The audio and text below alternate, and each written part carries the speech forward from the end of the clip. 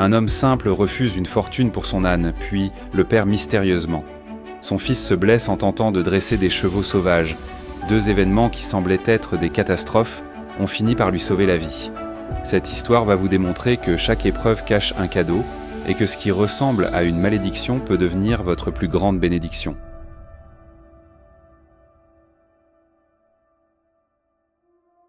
Il y a bien longtemps, dans une vallée verdoyante entourée de collines et traversée par une rivière claire, se trouvait un petit village de paysans. Non loin de là, sur sa modeste ferme, vivait Pierre, un homme de 50 ans environ.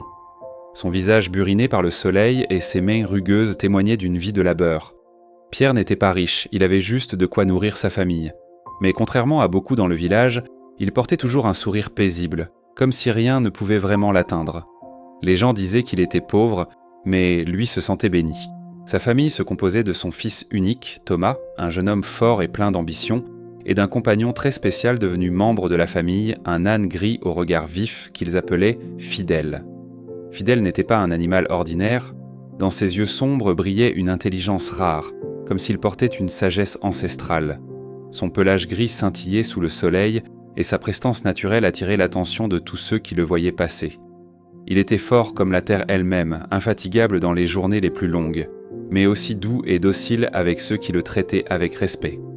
Ce qui impressionnait le plus, ce n'était pas seulement sa force, mais son intelligence exceptionnelle.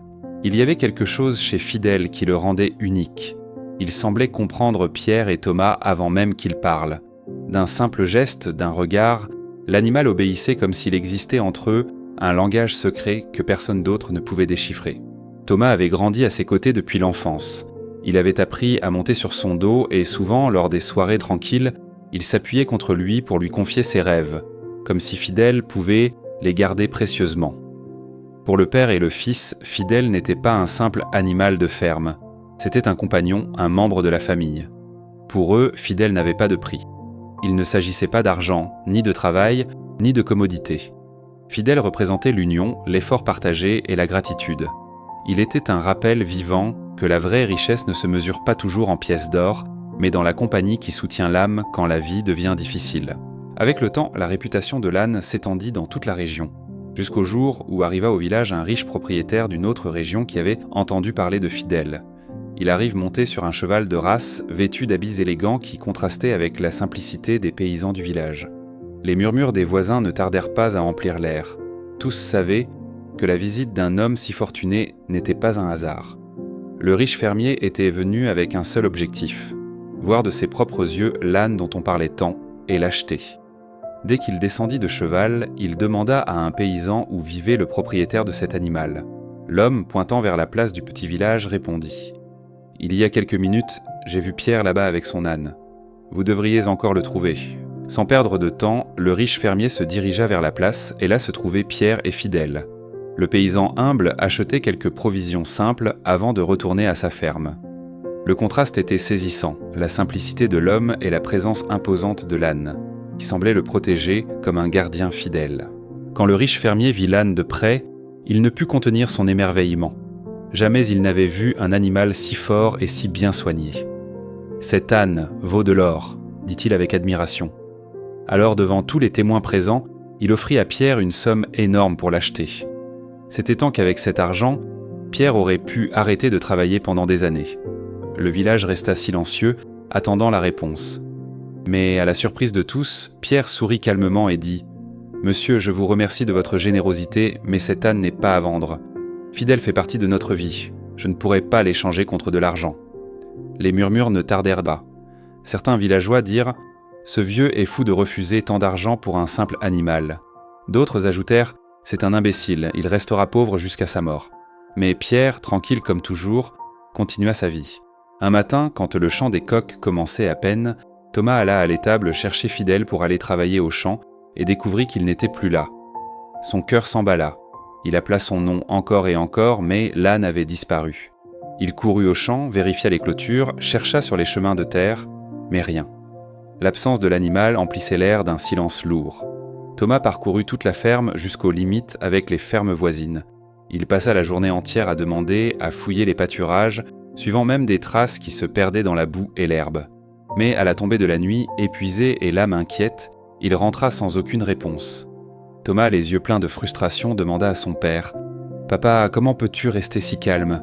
Nous avons perdu ce que nous avions de plus précieux. » Pierre, d'une voix sereine, répondit « Mon fils, ne laisse pas ton cœur s'emballer. Ne dis pas si vite que c'est bien ou mal. Le temps révélera ce que signifie cette perte. » Le lendemain matin, père et fils se rendirent au village, espérant encore que quelqu'un aurait vu l'âne gris. Ils demandèrent d'infos sur la place, dans les boutiques, dans les rues poussiéreuses, mais la réponse était toujours la même. Personne ne l'avait vu. Et alors la nouvelle se répandit comme un feu dans tout le village. Quand la nouvelle se propagea, les commentaires blessants ne tardèrent pas. Voilà ce qui lui arrive pour ne pas l'avoir vendu. Maintenant, il a tout perdu. Il a sûrement été volé. Quelle catastrophe! Thomas baissa la tête, les yeux humides d'impuissance. La douleur d'avoir perdu l'animal lui brûlait la poitrine. Mais Pierre, au lieu de se mettre en colère ou de répondre avec rage, resta silencieux quelques secondes. Puis de l'un, d'une voix ferme mais sereine, il parla devant tous. « Si Dieu a permis que cela arrive, c'est qu'il y a un dessein que nous ne comprenons pas encore. Ne hâtez pas votre jugement. Ce qui semble aujourd'hui une catastrophe peut se révéler demain être une bénédiction. Qui sommes-nous pour en savoir plus que le Créateur ? Plusieurs jours d'incertitude passèrent, jusqu'à ce qu'un matin, à l'aube, alors que le soleil dorait les montagnes, Thomas vit une scène incroyable. Fidèle revenait au galop, et derrière lui couraient prendre d'autres ânes sauvages. Le jeune homme courut, ému. « Papa, regarde, Fidèle est revenu. Et non seulement il est revenu, mais il nous a amené d'autres animaux. » Quelques heures plus tard, tout le village connut la nouvelle.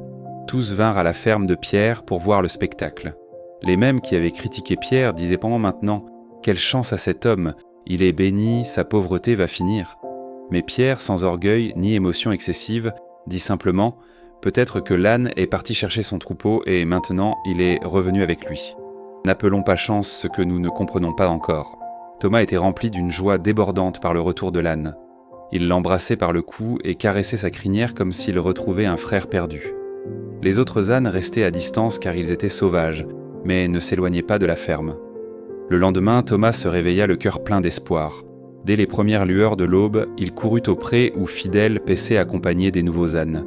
Il décida de consacrer son temps et ses forces à apprivoiser cette méfiance, à transformer ses ânes farouches en compagnons de travail et en membres de son foyer. Thomas commença donc à dresser et domestiquer les nouveaux ânes.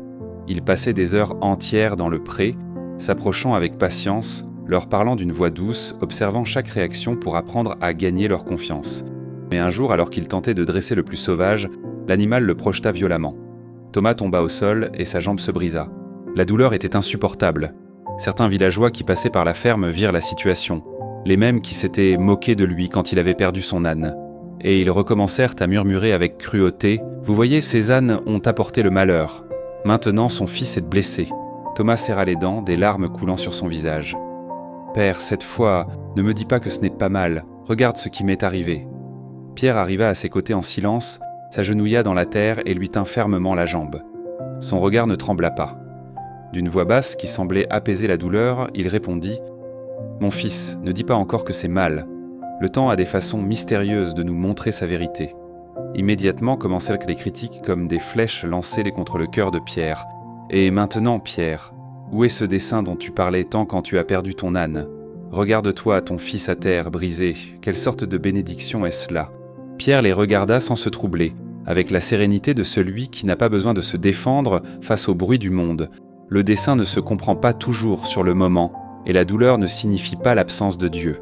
N'en appelez pas catastrophe ce qui n'a pas fini de se révéler. Le temps montrera si c'est une perte ou un enseignement. Seulement 2 semaines après l'accident de Thomas, le pays entra en guerre. Le gouvernement commença à recruter tous les jeunes hommes du pays pour les envoyer au front. Personne ne pouvait y échapper.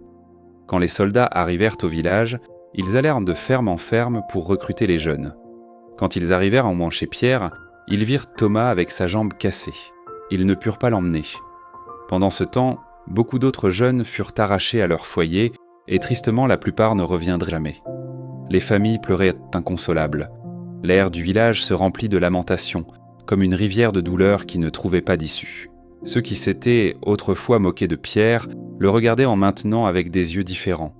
La même armée qui avait arraché leur fils de leurs bras n'avait pas pu emmener Thomas à cause de sa jambe cassée. Et c'est alors qu'ils comprirent ce qu'ils avaient méprisé auparavant. L'épreuve de Pierre et de son fils, qui semblait être une catastrophe, avait en réalité été pour le bien. Entre les lamentations, il disait d'une voix brisée « Nous l'avons montré du doigt. Nous nous sommes moqués de son malheur, mais regardez maintenant. Son fils vit tandis que les nôtres sont partis et nous ne savons pas s'ils reviendront. » Ces paroles étaient vraies.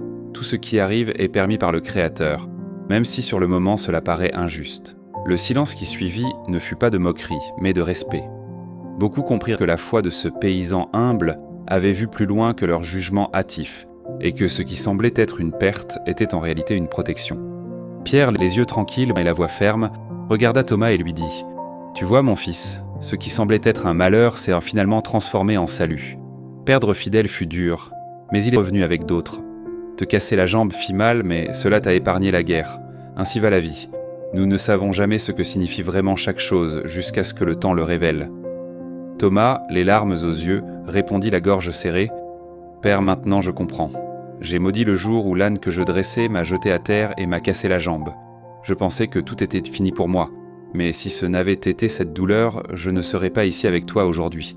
Mes amis ont été emmenés et beaucoup ne reviendront pas. » Pierre posa une main sur l'épaule de son fils et continua avec tendresse, mais avec une force qui pénétrait l'âme. « Mon fils, c'est pourquoi je t'ai dit de ne pas appeler mauvais ce qui n'a pas fini de se révéler.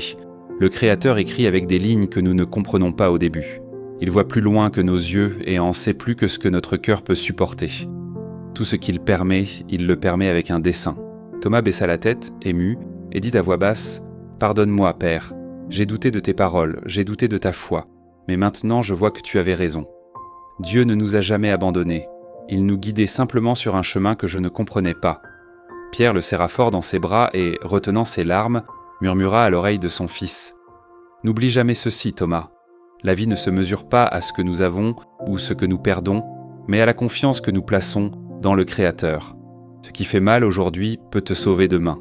Ce qui semble être une bénédiction aujourd'hui peut t'éprouver demain. C'est pourquoi remercie en tout temps, car tout a un sens. » Si cette histoire t'a touché, écris en commentaire « Tout a un sens » pour me montrer que tu es connecté au message. Et si tu veux recevoir plus d'histoires qui transforment les vies, pense à t'abonner à Parabole de vie. C'est gratuit et cela m'aide énormément.